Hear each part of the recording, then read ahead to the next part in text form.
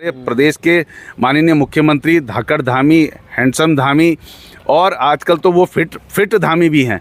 मैं उनसे कहना चाहता हूँ, आप बात बात में बुलडोजर की बात करते हैं, बात बात में आप मुख्यमंत्री आदित्यनाथ को कॉपी करने का काम करते हैं। आप उनकी तरह एक फ़ी एक्ट भी कॉपी करिए ना, लेके आइए, फ़ी एक्ट बनाइए, निजी स्कूलों के लिए फ़ीस एक्ट बनाइए, कॉपी करिए उनको, तब हम मानेंगे कि आप वाकई में धाकड़ हैं। ये बुलडोजर के मामले में तो आप उनको कॉपी कर रहे हैं, सांप्रदायिकता के मामले में कॉपी कर रहे हैं, और बाकी मामलों में आप विकास में, डेवलपमेंट में और तमाम चीज़ों में फ़ी एक्ट लाने में क्यों नहीं उनको कॉपी कर रहे हैं। उत्तराखंड में निजी स्कूलों की मनमानी को लेकर बवाल मचा हुआ है। जो अभिभावक हैं वो लगातार प्रदर्शन कर रहे हैं, तो वहीं अब पंकज छेत्री जो समाज सेवी हैं, एडवोकेट हैं, वो भी अब धरने पर बैठ गए हैं। उनका कहना है कि जो निजी स्कूलों की मनमानी है इसको लेकर अब एक्ट बनना चाहिए। और क्या क्या मांगे हैं, कब तक वो धरने पर बैठेंगे, हम उनसे जानते हैं। स्वागत है छेत्री जी आपका। धन्यवाद चौहान जी, आपके सभी दर्शकों का बहुत बहुत धन्यवाद। लगातार अभिभावक प्रदर्शन कर रहे हैं, मांग उठ रही है कि निजी स्कूलों की मनमानी चल रही है, आप भी धरने पर बैठ गए हैं, क्या मांगे हैं आपकी? देखिए, हमारी मुख्य मांगे ये हैं कि जो हर साल जो फीस ये बढ़ा दी जाती है, उसको रोकने के लिए, उसको नियंत्रण के लिए फीस एक्ट आना चाहिए, वो लागू होना चाहिए। और जो ये नाजायज़ फीस वसूलते हैं अभिभावकों से, और इसकी आड़ में ये जो आप देख रहे होंगे कॉपी किताब, जो पब्लिशर्स माफिया हैं, मैं इनको माफिया कहना चाहूँगा क्योंकि ये पब्लिशर्स माफिया और स्कूलों का एक गठबंधन बन गया है। और जो किताब बेचने वाले हैं वो रिटेलर हैं, इनका एजेंट का काम कर रहे हैं। हज़ारों रुपए की ये किताबें हर साल खरीदवाते हैं प्रत्येक अभिभावकों से। कौन सा, मैं ये पूछना चाहता हूँ सवाल कि हर साल कौन सा गणित में नया फार्मूला ईजाद कर देते हैं, कौन सा बायोलॉजी का नया चैप्टर ये उसमें लगा देते हैं, कौन सी फिज़िक्स में नई जो है एक्सपेरिमेंट हो रहे हैं जो इसमें डाल देते थे। हर साल हज़ारों टन जो है कागज़ का ये जो है इस्तेमाल करके पर्यावरण को भी नुकसान पहुंचा रहे हैं। उसके बावजूद इनकी लूट का सिलसिला ख़त्म नहीं हो रहा है। अब इन्होंने 3 महीने की जो है क्वार्टरली फ़ीस लेने का भी, एडवांस फ़ीस लेने का भी फरमान जो है अभिभावकों को दे दिया है।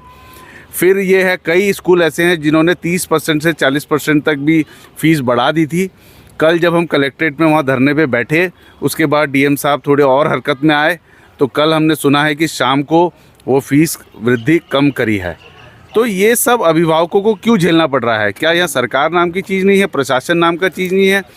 तो इसके लिए हमारा ये कहना है कि हर साल 10-15 दिन के लिए अभिभावक बेचारे जो निम्न मध्यम वर्गीय परिवार से हैं, हमारे साथी सहयोगी हैं, मध्यम वर्गीय परिवार के लोग हैं, गरीब लोग हैं, उनका क्यों ये स्कूल वाले शोषण करते हैं? कम से कम ये तो तय मानक होने चाहिए ना कि जो वो शुल्क दे रहे हैं उसमें उनको उतनी सुविधा मिल रही है या उनसे नाजायज़ वसूली की जा रही है। तो ये तो सीधे सीधे ब्लैकमेलिंग है, वो कुछ कह नहीं पाते हैं अभिभावक। तो इसीलिए हम फ्रंट पे उतर के आए हैं सामने, और हमने मोर्चा खोला है जिलाधिकारी के सामने। कल मैंने 2 घंटे धरना दिया, उसके बाद उन्होंने जो है पुलिस प्रशासन ने मुझे गिरफ़्तार करके यहाँ पे ले आए और फिर यहाँ पर छोड़ दिया। तो हमने प्रण किया है कि अब जब तक फ़ीस एक्ट नहीं आ जाता, यहीं पे अब क्रमिक धरना जो है वो हम शुरू करेंगे, और एक मजबूत फ़ी एक्ट जो है लागू करने की हमारी मांग है। कुछ दिन पहले जो अभिभावक हैं वो प्रदर्शन करते हैं, उसके बाद डीएम छापेमारी करते हैं और 1-2 बुक सेलरों पर कार्रवाई भी होती है, मुकदमा होता है। किस तरीके से देखते हैं इस कार्रवाई का? देखिए, ये कार्रवाई केवल खानापूर्ति है, क्योंकि वो जो किताब माफिया हैं उनके तार बहुत ऊंचे जुड़े हुए हैं, सत्ता के गलियारों तक उनकी पहुंच है। और स्कूल प्रशासन और निजी स्कूल प्रशासन और जो पब्लिशर्स हैं, इनका बहुत बड़ा गठजोड़ है जो कि सत्ता के लोगों के साथ मिलकर हो रहा है।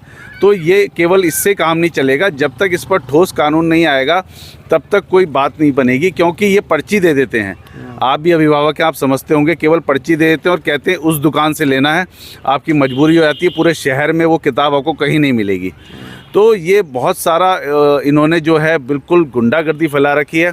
तो मैं कहना चाहता हूँ, और इसके साथ साथ मैं ये भी कहना चाहता हूँ आपके चैनल के माध्यम से, सबसे आह्वान करना चाहता हूं कि जो आप मान लीजिए टैक्सी एसोसिएशन है, जो स्कूल वैन टैक्सी एसोसिएशन है, ऑटो रिक्शा जो चल रहे हैं बच्चों के लिए लेके जा रहे हैं, उनका भी ये कमीशन खोरी करते हैं, उनका भी शोषण करते हैं। साथ में वहाँ पर जो नॉन टीचिंग स्टाफ हैं, टीचिंग स्टाफ हैं, उनकी बहुत बुरी स्थिति है। उनको सैलरी टाइम पे नहीं मिलती है और उनको कम पैसे दिए जाते हैं और ज़्यादा काम निकलवाया जाता है। तो मैं आपके चैनल के माध्यम से उनको भी कहना चाहता हूँ, अभिभावकों के साथ साथ non teaching staff, teaching staff, जो स्कूल वैन एसोसिएशन है, जो ऑटो रिक्शा वैन एसोसिएशन है, सब एकत्रित हों और एक साथ मिलकर इन स्कूल जो प्रशासन है, इनकी जो लूट है, निजी स्कूल जो एसोसिएशन है, इनकी जो लूट है, इसके खिलाफ लामबंद हो और सड़कों पर आएँ। कल शिक्षा मंत्री धन सिंह रावत ने भी ये कहा है कि अब वो एक टोल फ्री नंबर जारी करेंगे, जिसको भी जो समस्या होगी, लूट खसोट, अगर में कहीं फ़ीस ज़्यादा ली जा रही है, किताबें महंगी बेची जा रही है, तो उस पर टोल फ्री नंबर पर आप फ़ोन कर सकते हैं, अपनी शिकायत दर्ज कर सकते हैं। किस तरीके से आप इसको देखते हैं? देखिए, अभिभावक आप समझिए बहुत ही ज़्यादा डरा हुआ होता है।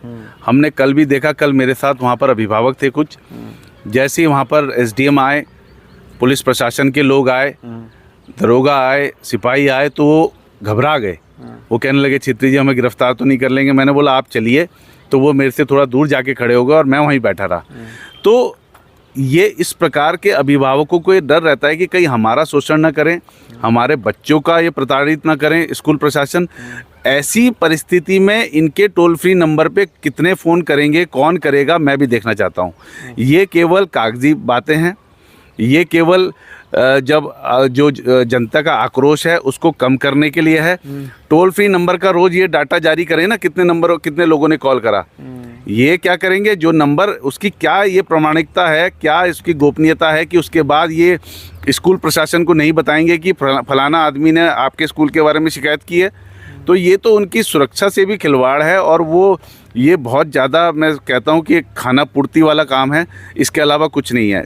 सामने चीज़ें हैं, जिन्होंने फ़ीस बढ़ाई है, सामने उनके नोटिस हैं, सीधे जाकर उन पर कार्रवाई करें, उनसे पूछे क्या कर रहे हैं शिक्षा अधिकारी, कहाँ बैठे इतने बड़े बड़े अधिकारी कहाँ हैं, वो जाके उनसे पूछे किस लिए फ़ीस बढ़ाई है, कितनी आप इनको सुविधा दे रहे हैं। एक क्लास में 50-50 बच्चे बिठा रहे हैं, बैठने की जगह नहीं होती है वहाँ पर, डोनेशन लेके ब्लैकमेलिंग करके ये लोग जो है फ़ीस लेकर एडमिशन दे रहे हैं। क्या मजाक बना रखा है शिक्षा व्यवस्था का आप लोगों ने। जल्द अगर फीस एक्ट नहीं लाती है सरकार, शिक्षा विभाग, तो क्या करेंगे फिर आगे, किस तरीके से? हम स्कूल जाके गेट के बाहर खड़े होके तमाम अभिभावकों को जोड़ेंगे और तमाम अभिभावकों को ये कहेंगे कि आप जिस सरकार को वोट देते हैं, पहले आप उनसे सवाल करें, वहाँ पे प्रत्येक अपने विधायकों से सवाल करें, उनसे पूछें कि क्या इस दिन के लिए आपने वोट दिया था कि आपकी सरकार आज आपके साथ जो है निजी स्कूल एसोसिएशन के साथ मिलकर आपके जेब में डाका डाल रही है, क्या इसी दिन के लिए आपने उनको चुना था? तो हम सीधे बोलेंगे कि आप सरकार का बहिष्कार करो, सरकार का विरोध करो, सरकार इसके लिए पूर्ण रूप से दोषी है। यदि सरकार में जरा सी भी शर्म बची है तो तत्काल फ़ी एक्ट लागू करें, क्योंकि आप देखिएगा जो हमारे प्रदेश के माननीय मुख्यमंत्री धाकड़ धामी, हैंडसम धामी और आजकल तो वो फिट धामी भी हैं। मैं उनसे कहना चाहता हूँ, आप बात में बुलडोजर की बात करते हैं, बात में आप मुख्यमंत्री आदित्यनाथ को कॉपी करने का काम करते हैं। आप उनकी तरह एक फ़ी एक्ट भी कॉपी करिए ना, लेके आइए, फ़ी एक्ट बनाइए, निजी स्कूलों के लिए फ़ीस एक्ट बनाइए, कॉपी करिए उनको, तब हम मानेंगे कि आप वाकई में धाकड़ हैं। ये बुलडोजर के मामले में तो आप उनको कॉपी कर रहे हैं, सांप्रदायिकता के मामले में कॉपी कर रहे हैं, और बाकी मामलों में आप विकास में, डेवलपमेंट में और तमाम चीज़ों में फ़ी एक्ट लाने में क्यों नहीं उनको कॉपी कर रहे हैं? तो मेरा ये कहना है कि ये सरासर जो है एक पेट भरने वाली कागज़ों की बात है, टोल फ्री नंबर जारी करना। Thank you. दैनिक उत्तराखंड से बात करने बहुत बहुत धन्यवाद। बहुत आपका भी धन्यवाद। तो ये पंकज छेत्री जी हैं। 7 तरीके से आप देख सकते हैं, निजी स्कूलों की मनमानी फीस वसूली पर रोक लगाओ। यानी कि जो कुछ दिन पहले आपने देखा होगा कि राजधानी देहरादून में भी जो अभिभावक थे उन्होंने प्रदर्शन किया। लगातार ये मांगे पहले से उठते आई हैं कि जो निजी स्कूल हैं उनकी मनमानी के चलते महंगी किताबें बेची जा रही है, स्कूलों में मनमाने तरीके से फ़ीस ली जा रही है। तो पंकज छेत्री जी अब यहाँ पर धरने पर बैठे हैं। उनका कहना है कि जब तक मजबूत फ़ीस एक्ट उत्तराखंड सरकार नहीं बना लेती है तब तक वो धरने पर बैठे रहेंगे और आगे वो अब स्कूलों के गेट पर जाकर प्रदर्शन करेंगे। वहाँ पर इसी तरीके का सामूहिक प्रदर्शन किया जाएगा जो अभिभावक हैं उनको साथ में जोड़ा जाएगा। और अगर मैं सरकार जल्द से जल्द कार्रवाई नहीं करती है तो इसको बड़ा जन आंदोलन बनाया जाएगा। देहरादून से दैनिक उत्तराखंड के लिए मनोज चौहान।